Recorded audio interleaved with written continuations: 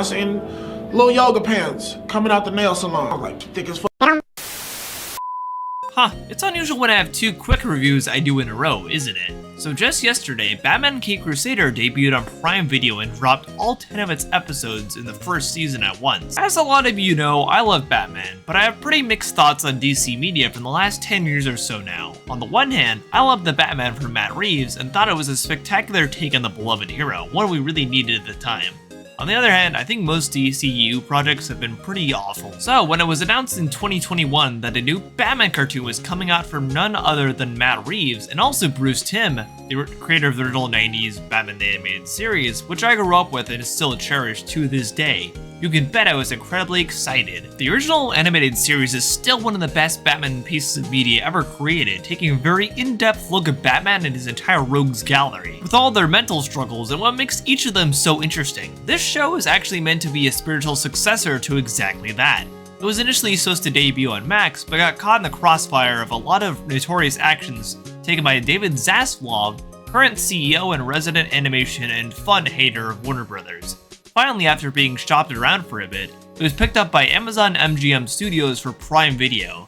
So, being a spiritual successor to Batman the Animated Series, how does this show compare to that? Let's find out. But before we begin, be sure to like this video, share with a friend, and subscribe to the channel to see more content like this. Also, leave a comment down below telling me your favorite Batman villain. Without further ado, let's get into the review.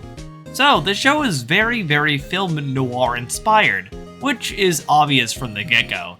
The look of it is very reminiscent to the original 90s cartoon, and has that distinct pulpy Art Deco look Bruce Timm is very much known for. But even more so here, I really feel like the noir influence really shows. Even the intro to the show is in black and white and shot in the style of a classic 40s crime serial. It is very clear here Bruce Timm wanted to go even further into the realm of film noir than he is able to in the original show. Apart from the look of the show, the main cast and characters involved in this production are honestly pretty big. Hamish Linklater plays Batman, and his take on the character is interesting to say the least. I actually do really like the voice he gave Batman, since it felt like a nice in-between Robert Pattinson's take on Batman for the 2022 film, and also Kevin Conroy's classic performance in the animated series. He definitely brought his own unique style to this legendary voice role, which I really appreciated. Rounding out the rest of the core backdrop of casting is Crystal Joy Brown as Barbara Gordon, who is a lawyer in this incarnation, interestingly enough. Jamie Chung as Harley Quinn, Diedrich Bader as Two-Face, Christina Ricci as Catwoman, Jason Watkins as Alfred Pennyworth, and Minnie Driver as a gender-bent take on the Penguin. Overall, it's a pretty stacked and talented lineup of people involved with this show. For a basic synopsis of the show, it follows Batman in a time before he's really gotten to know the Gotham police and is being hunted by not only them but the criminals of Gotham as well. During all this, Harvey Dent, or Two-Face, is attempting to run for mayor while also making shady deals with the mob. All the while, Gotham Police is being infiltrated by loads of dirty cops who are also in cahoots with the mob.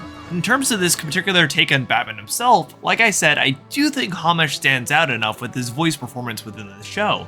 However, I think the biggest qualm I have with his character is the somewhat shallow writing for him as Batman, at least in the 10 episodes we are given of this show. Strangely enough, I found pretty much every other character to be better written and more interesting than Batman himself, despite the fact he technically has the most screen time, and he's obviously the namesake of the show. I'm hoping that the confirmed second season will remedy this, but I admittedly was rather disappointed they didn't really dive deep into Batman's psyche or really do much of anything with him aside from having him aid the police when they need it and protect Barbara Gordon from the mob. The one thing I did actually find was written in a very interesting, unique way was the Bruce Wayne aspect of Batman. This version of Bruce Wayne is pretty much just a rich jerk who won't let people try to comfort him or give him peace of mind, but I suppose that is generally his character anyway. However, this show really hits it home more so than a lot of other Batman media, which I thought was really interesting. It makes it really hard to root for him sometimes because he's just so stubborn towards Alfred or just about anyone who seems to be trying to help him. At one point in the show, Harley Quinn is actually appointed as his therapist, although, of course, he doesn't know it's her at that point. She tries to continuously psychoanalyze him, but he literally just will not relent anything to her and keeps his walls up. Strangely enough, this actually ends up benefiting him, since it's revealed she's secretly brainwashing all of Gotham's rich and famous by psychoanalyzing them for all their deep dark secrets. Since Bruce gave up no information, he actually is spared this fate. It's definitely a pretty cold-hearted take on the character and very interesting to see put on screen. So how about the other characters here? Specifically in the case of Harley Quinn, Barbara Gordon, and the Penguin, they are all changed from their comic book counterparts, and yes, I know Harley started the animated series, you can stop typing down there, nerds in the comments. Barbara is now an African-American woman and a burgeoning attorney, no longer a white-skinned redhead who works in the Gotham Public Library. Harley Quinn is an Asian woman, and Penguin, as stated before, is gender-bent, becoming a showwoman plus mob boss. While some may question the changes made to these characters, as long as they're written well, I don't really have much issue with these characters being tweaked to offer a new perspective on things. So how is the writing on these characters? For Penguin, I'm sad to say I was not impressed. She only appears in one episode, the very first episode, and then is literally never seen again. What a waste. One 26-minute episode is not enough to flesh out a character. It sucks because they totally could have done something cool with this new angle on the classic villain, but she's only in one episode, then she just vanishes. This is in direct contrast to Harley Quinn, who I actually did find to be pretty well written. She gets 3 episodes to build up her character and eventual reveal in her Harley Quinn costume, so she actually fares a lot better already.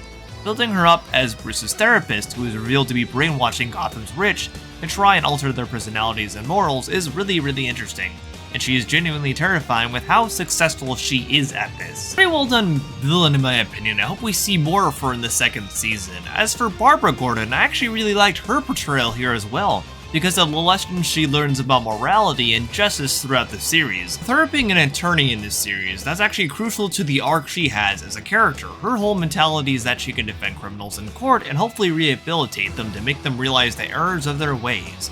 Her dad, Commissioner Gordon, is very much against this way of thinking, seeing things much more black and white.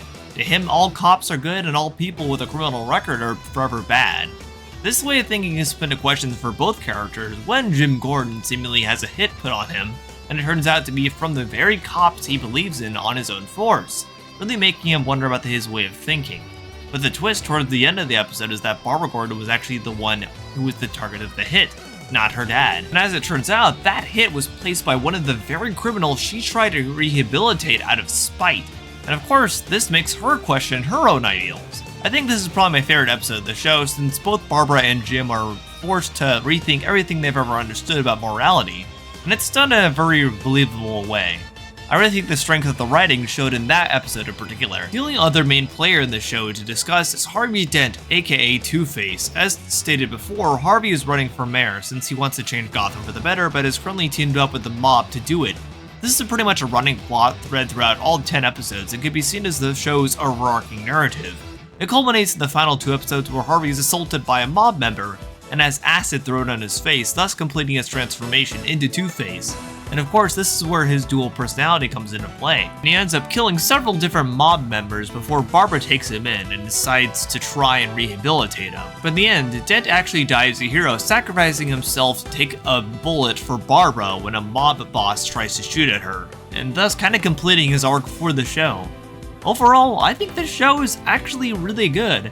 There's definitely some flaws with it, like I said, but I do think those could be improved on in a later season perhaps, since, like I said, Amazon has confirmed this series will get a 2nd season. I do hope they improve on things like Batman himself, since I really don't think he's that interesting right now. And I definitely think the Bruce Wayne part of him is actually more interesting than Batman himself. So I hope that's improved. I honestly hope we see Penguin again, because she was actually pretty interesting and cool, at least from, like, you know, on paper. I hope they bring her back and do something with her for once. Apart from that, I think everything else is pretty solid and lays a pretty good foundation for something maybe even better in season 2. I think I give this a 7 out of 10 overall. Pretty solid. Not the best Batman cartoon right now, but definitely better than I expected. I think there's a lot of room for improvement. So yeah, Amazon, DC, keep doing your thing. This is good. Hey, thanks for watching. If you liked this video, give it a like. If you didn't like it, give it a like anyway. If you want to check out all my socials down below, you can see all those down there. And if you want to join my Discord too, where you can communicate with me and others offline, that should be linked down below. And if you want to check out my letterbox, that is linked down below as well. That's where I review movies, oftentimes movies or shows I won't review here on YouTube. So you can check that out too if you want extra content from me. But for now, I've been Noah the Otter, and I'll see you on the otter side. Bye!